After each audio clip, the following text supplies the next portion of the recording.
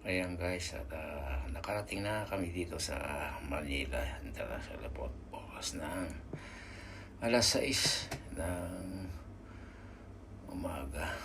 So, ayan, palabas na kami. Ayan. So, naghintay ng pamilya sa labas. At sa wakas, ayan, nandito na ako sa aking sasakyan. For the first time kong masakyan ang aking biniling sasakyan. Pinagpaguran ko sa Madrid. Ayan. So, salamat naman nakauwi kami ng maayos. Thank you Lord. Ayan. Yung mga aking pamilya nakita ko na rin after 2 years. So, ngayon nandito na kami sa Tagaytay. Mula airport to Tagaytay. So, kasi pagka uwi pa kami ng Isabela sa Santiago City ay malayo. Bali mga 12 hours siguro ang biyahe mula rito hanggang sa Santiago City. Kaya nagdiretso na kami kasi yan ang gusto puntahan ng mga bata. At saka siyempre kami rin naman gusto rin namin na mapunta. First time namin mapunta rito sa Tagaytay. Yan. So enjoy mga bata. At siyempre gusto rin nila makapasyal.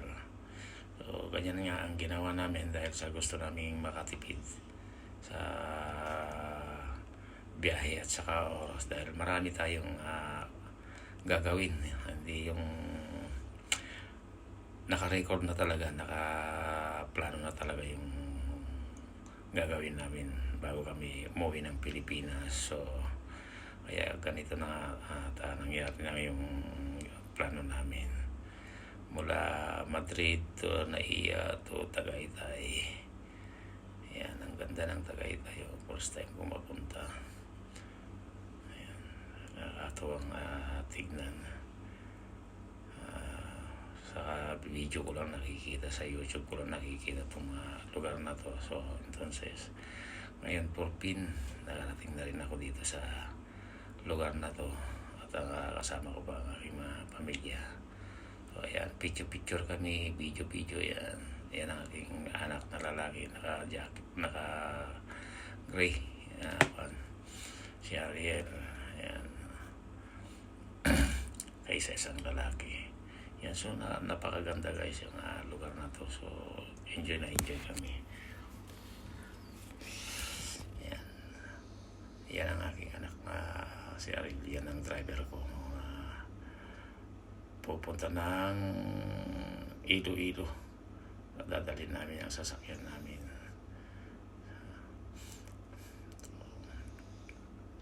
Ayan, napakaganda talaga ang pasyalan. Sarap tignan, nakaka-relax.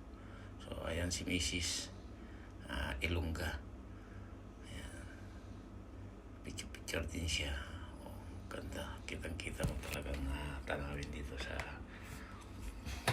lugar na to. Napakagandang tignan. So ayan, ikot-ikot tayo. Ayan ang aking anak na babae, bunso, pinanganak sa Madrid. Ayan.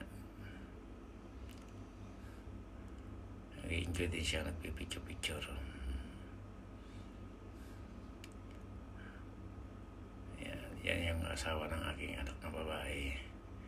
May 3 na rin silang anak. Ayan ang asawa ng aking anak na lalaki, si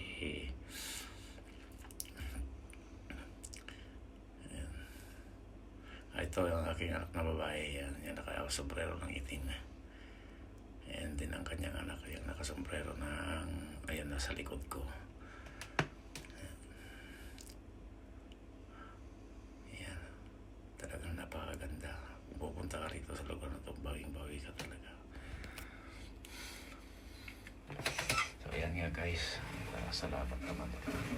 Natapad ko yung plano ko sa mga bata kasi silang nag-suggest na pupunta kami sa lugar na to mula airport to